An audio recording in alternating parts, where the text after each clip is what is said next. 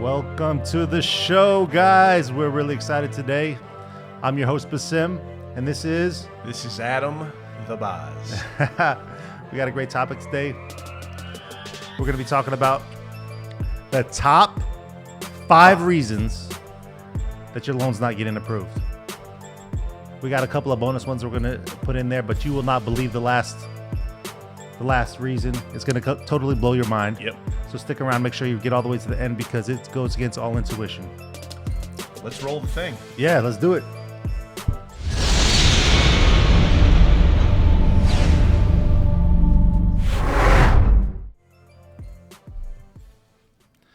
Great, Adam. It's good to see you, man. Thanks for Likewise coming in here today. I think the first reason, you think everybody would know this. So this is going to be an important episode. We have 5 reasons why you can't maybe get to a yes at your bank, your financial institution. So we have 5 really good reasons, some known, some not so known, and 2 bonuses. Let's start right off the top. Number 1, we're going to talk about a business that is potentially losing money or just quite simply enough, not making enough money. Yeah. So the first reason, you're not making money, period. Or not making enough money. Yeah. You would be amazed how many business owners come to us and say, hey, I need $1 million. I need $3 million to do the X, Y, or Z. And they give you their financial statements and you're like, you guys lost $300,000 last year. When we see the brackets around the numbers, when they're red numbers, a little bit of an alarming sign, right? Yeah. And why is that important, Besim? So most banks, and I say most because there's extenuating circumstances. We'll get that in another podcast when we talk about capital lending and so on and so forth. But most banks, by and large, are cash flow lenders, right? Yep. No different than if you were to get pre-qualified for a home mortgage. You need to verify some degree of income, right? Steady income, steady stream. It's no different than with businesses. You need to show you make money to be able to get money. So that's a very important number 1, and you would think that's common sense, but from time to time I think what business owners try to do a lot of times is, in general, to be a business owner, a lot of times you're really optimistic. And so what I'll see a lot of times is business owners, they'll say, hey, I lost money the last 3 years, but here's my projections. If you give me $1 million, I'm going to make X, Y, or Z. Mm-hmm. And you're like, that's great. But banks are looking at historical cash flows. Right. So we're really looking at the last 3 or 4 years of financials and like all the money you made during those years. How would that support the debt that you're asking for now? Right. Sometimes on a rare occasion, you can get away with maybe not making enough money in the prior years if you have a signed contract that's ironclad and those revenues are guaranteed for the next however many years. Yeah. But that is an extenuating circumstance. It's not very typical. It does happen from time to time. Yeah. But by and large, we're not going to go on your hopes and wishes and dreams. Basim's point is absolutely correct. Banks use historical information for future funding. So there has to be a degree of cash flow in the past to justify the borrowings going forward. So just from a very high level, in general, if you want to get your loan approved, the last couple of years, you want to be making 1.25 times whatever all the interest and principal payments for the debt that you have or are requesting is going to be. That's important. So if you are requesting $1 million and the payment in this year is interest and principal payment is going to be $100,000, you have better made $125,000 last year. Yeah, at least for every dollar of debt you carry or will carry, you generate $1.25 in profitability. Let's call it. And we've got I've got some clients where it's actually they need to make 1.5 times. Mm-hmm. It kind of goes by industry, but in general, 1.25 times you're going to be pretty good. Okay. What's the second biggest reason? All right, number 2. So, this is a great, backup behind the fundings. Fundings are the front line. The second line is collateral. And, as any type of financial institution, our hope is to never touch the collateral, but it is there as a backstop should something happen with the loan, the business, or otherwise. So here we have potentially insufficient collateral, or the quality of the collateral maybe not sufficient. People wanting to match up different collateral to different facilities, which doesn't necessarily work. So That's an issue. Yeah, second thing, issue with the collateral. Let's give them an example. So for one thing that I've seen a lot happen, for example, is, we'll have a client that want a line of credit, Yeah, line of credit, number one, and they'll come to us and way they, larger than they should get. yeah, so they only have, let's say, $500,000 in accounts receivable, and they want $1 million line. Doesn't work. Yeah. Well, the bank's looking at you and they're saying, hey, you don't have enough collateral if things go bad to cover this $1 million line.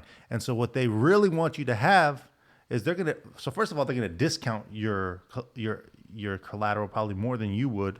Correct. You have, in theory, $500,000 of receivables. The bank, when they take that collateral, does not justify that as an even one-to-one $500,000 of receivable collateral. Why is it? Why does it get discounted? Why is there an advance? We call that an advance rate. So we'll go 80% of that 500,000. So we're talking, Well, we value it at 400,000. yeah, and it could be even worse. Could be worse than that. So 80% of eligible receivables will probably be That's the first bogey right there. eligible What receivables is will be that? considered for your collateral. But really, let's say you have a foreign collateral, like you're selling to people overseas. Most banks won't take that. You have collateral that's older than 90 days. Most banks are not going to take that. If you have collateral that is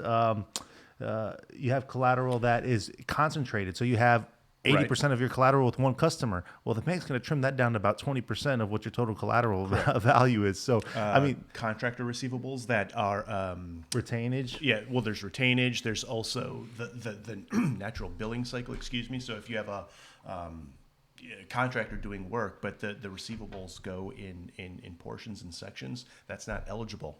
I mean, think about it. Like you, as a bank, we're not going to collect on a job you weren't able to finish with a client that's not going to pay us. So that's not eligible. So there could be other issues with the collateral. For example, same thing on the line of credit. Maybe you're in a inventory heavy company and you have more inventory than you do actually have accounts receivable. The bank's going to cap it usually as like 50%, No more than the advance we would do on receivables, Yeah. generally speaking, yeah. Yeah, and then we see a lot of people that say, "Hey, I want to buy this particular piece of property, and maybe that property is a specialty use property." So, for example, when I was working at a large bank, maybe like 3 or 4 years ago, there was a deal that we did for a indoor water facility. Basically, it was a facility that Water had treatment? It was water treatment, not really water treatment, but it was like they had.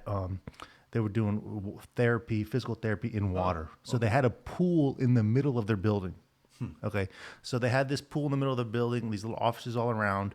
And, they bought a piece of real estate and they're thinking they're going to get 80% loan to value on that. Well, we did about 60% loan to value. 60, wow. Yeah, because we're saying, look, if we have to go and sell this property, there's only so many businesses out there or people out there that are interested in having a property with a pool in the middle of it, Yeah. or if they do want to buy it and they want to fill the pool, it's There's going to gonna be cost a a whole lot bunch of of- money. yeah. So you got to really understand what the Improvements collateral is, Yeah. and that type of thing. That's the second reason that you might not Also, be getting. collateral needs to match what you're doing. For instance, so we talked about line of credit. Well, a line of credit, which is a short-term facility, is secured by short-term assets, right? We're not going to take a building to secure a line of credit. So basically, the terms and the facilities need to match, need to marry up. Conversely, from a building loan perspective or term loan perspective, we're not going to take the short-term assets. It's usually some sort of building and or equipment on that. So they need to match up and marry. Yeah, I think we could probably go like all day just on collateral. Yeah, we could. There's We a can lot get of on the next interesting topic. things. Yeah. But let's go ahead to the third reason. that you're Number not getting- 3, and this is an important one, not just to me, but to financial institutions, banks in general. And here we're talking about the personal side of the equation. We've talked about a couple points with the business. Now it comes to the man or the woman behind the curtain, personal. When we say that, we're talking about the willingness to provide a personal guarantee, stand behind your company, stand behind the deal. Personal financial situation. So we're looking at not only the financials of the business, but you as an individual. And then how much are you taking from the company, be it distributions, pay, and so on and so forth? Because all these tie in to a very complete picture, the personal side of the house being a very large portion of the picture. I mean, and there's all kinds of reasons that could happen that, for example, that personally your personal situation is making you not get approved. So, for example, I had a deal that I worked on about 3 years ago where we were trying to finance some aircrafts for a company, and everything looked good from a business perspective. I mean, they were making money. They had, strong investors that were putting in some money. And then we get to the main owner of the business, and we pulled the credit report, and we find out that he had charged off about a $300,000 credit card with the bank, I think like 4 years earlier. And so basically, that particular bank that I was working at the time had a policy that if they ever had any charge off with you, I think if it was over $1,000, they would never lend to you in the future again. Right. And so That's the fool me once, fool me yeah, twice. so like there might been things that happened to you in the past where personally you're going to be a problem. I had another situation where we were working with a transportation company that was selling a lot of trucks, and the minority owner, who was the brother of the majority owner, was also operations manager. That particular individual, when he was 18 years old, was working at an electronics store and had basically stolen some inventory. I believe they call that the 5-finger discount. So in that particular situation, he had a felony on his and this was like 10 years earlier. He had a felony on his record, and the bank that I was working at the time was not willing to do any deal for him. So there's situations that happened in the past. Some banks can get past that. Sure. I've seen situations. Everything's situational. Yeah. So basically, the way banks look at that situations, they'll say, okay, well, is this a breach of trust type of This comes down to character. Yeah. It's a major component of lending. It's the character behind it, 100%. I mean, I've looked at businesses just like Besim. Business is fine. I look at the personal guarantor, and I kid you not, personally, this owner has more debt than the business does. From the multi-million-dollar homes, the Ferraris, the yachts, living well above means. Well, I mean, that's a significant issue. It really is. Also, let's not, skip over the fact, from a personal guarantor standpoint, in that this is something that always befuddles us as just a financial institution, bank in general. Generally speaking, you get a home mortgage, you put a personal guarantee on it, do you not? Like, you can't get a mortgage without putting your name on it. Same works for business lending. And the bank's thought process on that is you need to have skin in the game as well. I mean, a bank can take the risk and lend the money, but if you're not willing to stand behind the company, the note, the name, that's at times a very big red flag to the bank as well. Yeah, and what's actually really interesting too is if you look at the smaller space, so I'm talking about companies generally under $10 million in revenue, smaller loans, let's say $1 million, $2 million. A lot of times underwriting groups in banks will look at the global cash flow position. Yeah. So what that means is they're going to look at all the debts the business has, all the debts you have personally, all the income that you get from the business, and all the income you get personally, and then put that all together and see from a global perspective, does all the money that you and your company together are making, can that satisfy the debt from your personal life and the business? Right. And so we've had situations, and this happens a lot with like doctors, for example, where 100%, where they're making decent money in the business, decent money personally, but they've got so much personal debt. Right. I mean, it's really easy for doctors, especially coming out of college or coming out of medical school, to get loans, and they get all kinds of loans, and they're like up to debt, up to their nose, and then they want to go buy a building and a practice and whatnot, and we start looking at the global picture, and we're like, this is just way, way too tight. So the personal can definitely have a big effect on your ability to get approved. And also like credit scores, and banks generally pull a credit score for the guarantors, even if we're not making our major decision. But if you have like a sub 680, 650, generally, you're in that range, and it's that way for a reason. Yeah, if you get below there, then it's going to start becoming a problem. So anyways, that's the third reason. Let's move on to the fourth reason here. Sure. Which, this is something generally out of your control. However, that's not to say there's not ways you can't work around it, and that's your industry. The $1 million question, well, what industry are you in? There's industries that are favorable to some banks that aren't to others. There's industries that are maybe going through some tough times right now. So we're from Houston. We're here located in Texas. Oil and gas, and it has been this way for 5-6 years. It's a space that's really difficult to lend into. But really, that's not the case for every bank. There are banks that are willing to lend to oil and gas, for instance, in some capacity. But industry, let's talk about that. Why are some industries viewed more favorably than others? Well, different banks have different ideas of how industries are going to perform over time. And so a lot of times the larger banks might have similar views, but smaller banks might be more entrenched in the community, and they might be more involved in that type of lending. A perfect example is like Silicon Valley Bank, for example.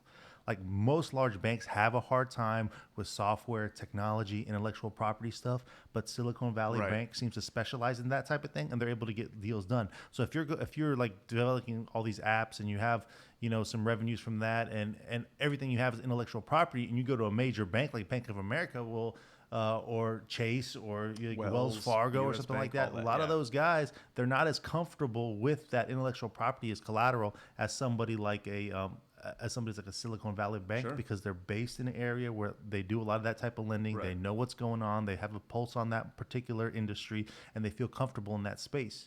And so they feel like they can predict a little bit better or have a bit of better understanding of who's going to be successful in that space. And again, this is no indictment on the industry. It's just sometimes you need to find the institution that will work with your sort of industry. This is not I'm going to go to a bank and get a loan. Really, there's a degree of research that needs to go into what fits. For instance, my current bank, we have little to no appetite for people that are in the investment real estate business. It's a very profitable business. Not that we don't know that it's a profitable business. My prior bank, we almost exclusively did investment real estate. So we have two large financial institutions, one that wants to do what we call D&I, developer and investor, and one that doesn't.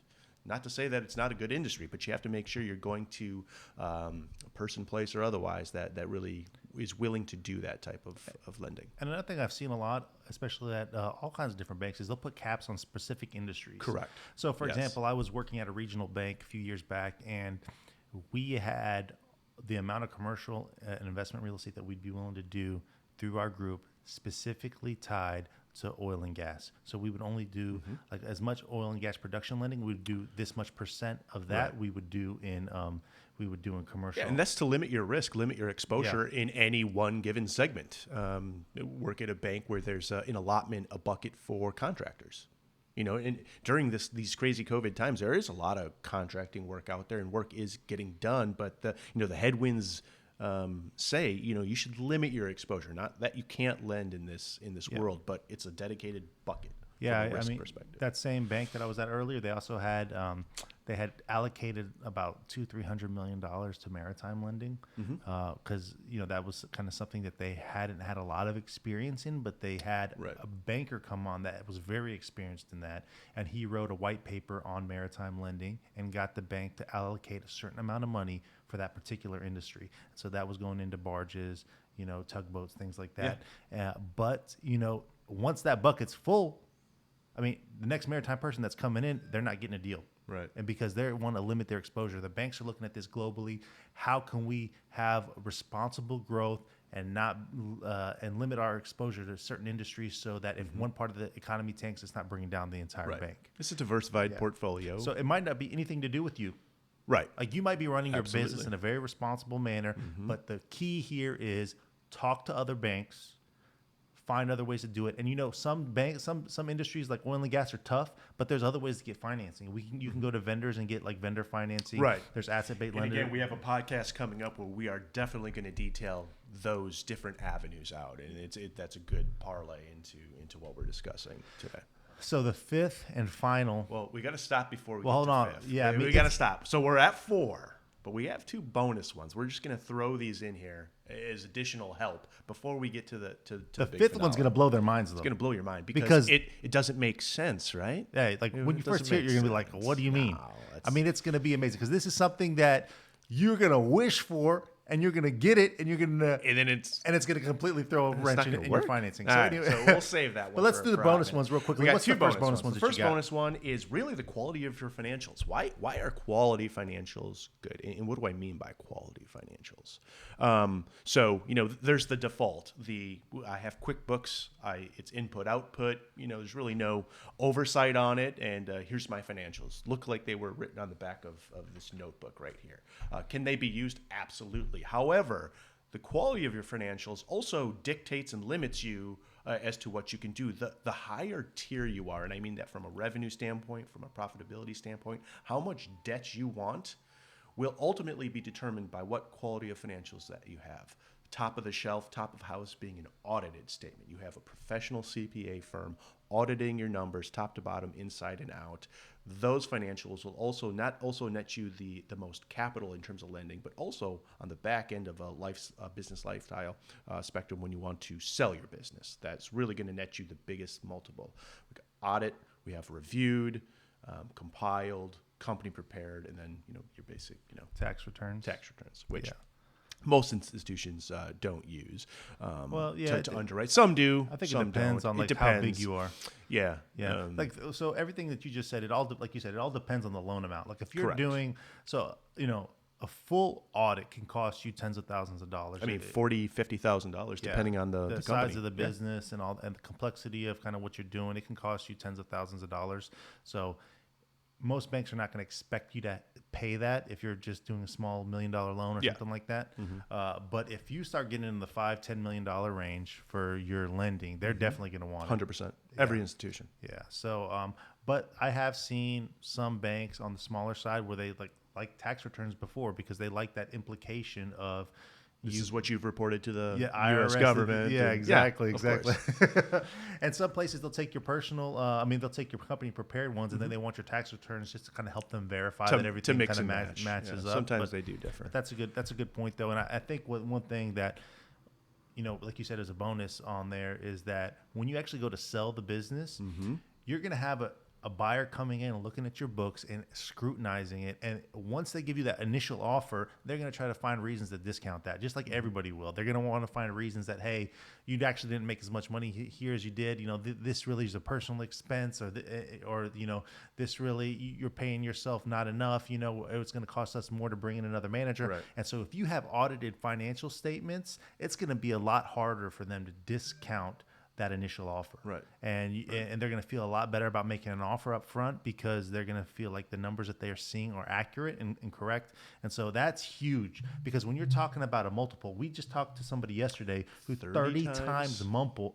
I got to get into this industry. Yeah, think, I know. this is the industry I want to be in. 30 times multiple. So let's say you had $100,000 that was in dispute on a 30 times multiple. Correct. So EBITDA. That's the great point. The scale of what this can cost you is immense. So if you had that $100,000 that was taken away off of your EBITDA, and you're getting 30 times, that's millions. Now, that's granted, millions that of dollars. is definitely atypical, but nonetheless a cautionary tale. Okay, well, even if we take a more typical, which is let's say 3 to 8 times. Eight is the very high end. Okay, so 3 to 8. But that's still let's say, so even if it's 5 times, if you're paying $50,000, let's say 3 years in a row for financials, and there's $100,000 in EBITDA that's in dispute that you're able to recapture, that's $500,000. You just made $350 just because you had audited statements. The audit has paid for itself tenfold. Yeah.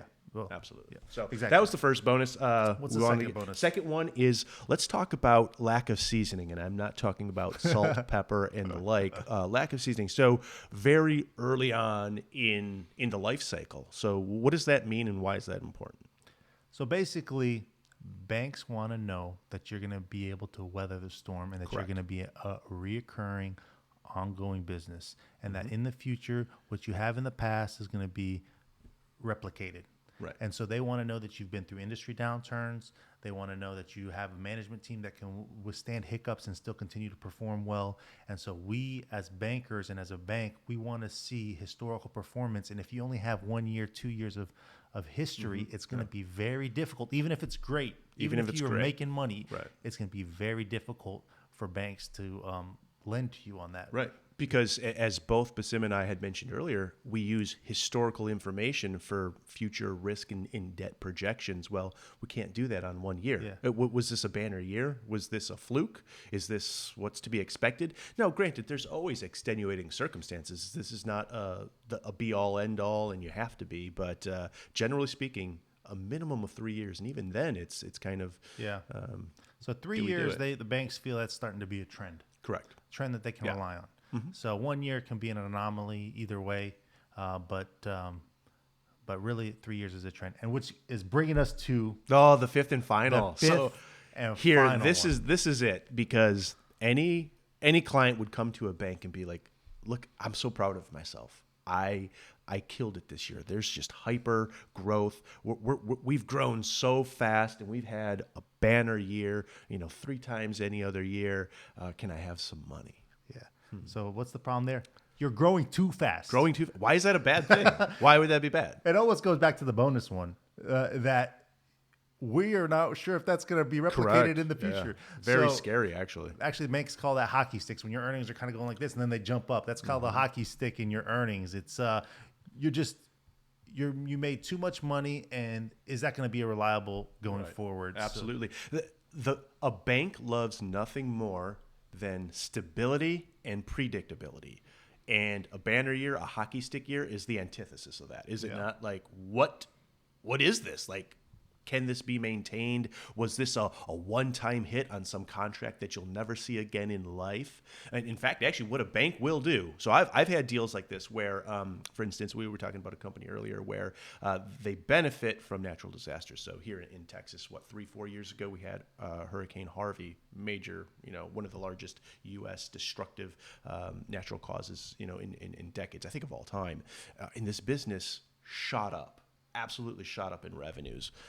Well, we're going to assume Harvey doesn't happen every year, right? That's a logical assumption. Yeah. So what a bank will do, like I worked this deal. I know it intimately. What I did is I took a severe reduction to that year. I pretended that year almost didn't happen. I reduced everything, top to bottom, revenues, expenses, profits, margins, everything. I reduced it by a minimum of 30%. I said, this is 30% above, what you're doing.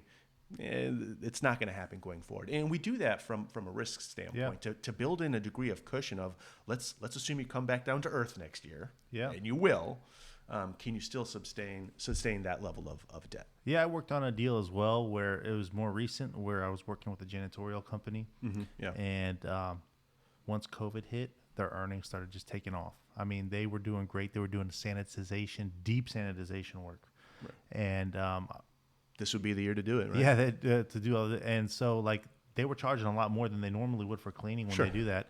And so I had to go back to our underwriters and our team, and I had to try to make a case for them as to why this would be sustainable.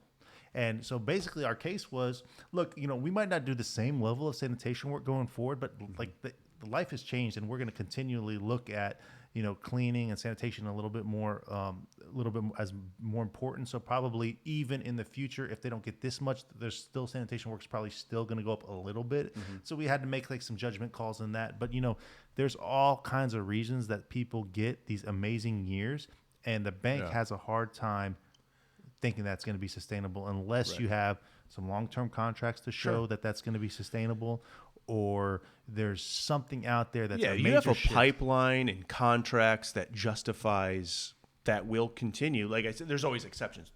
That's great. But if we're going on a hope and a whim, because listen, oftentimes a business owner's thought of what is strong and good going forward is vastly different than a bank. We look at everything, it's very binary, it's very black and white. It is or it isn't. And oftentimes, a business owner, they're visionaries. And that's how they got where they are. And we love that. We appreciate it. But there has to be some substance behind the next year's going to be great. Yeah, and a lot of these things tie together. So, for example, this last one kind of ties back with the second one. I've had situations where clients have won like a huge deal from a big oil and gas producer.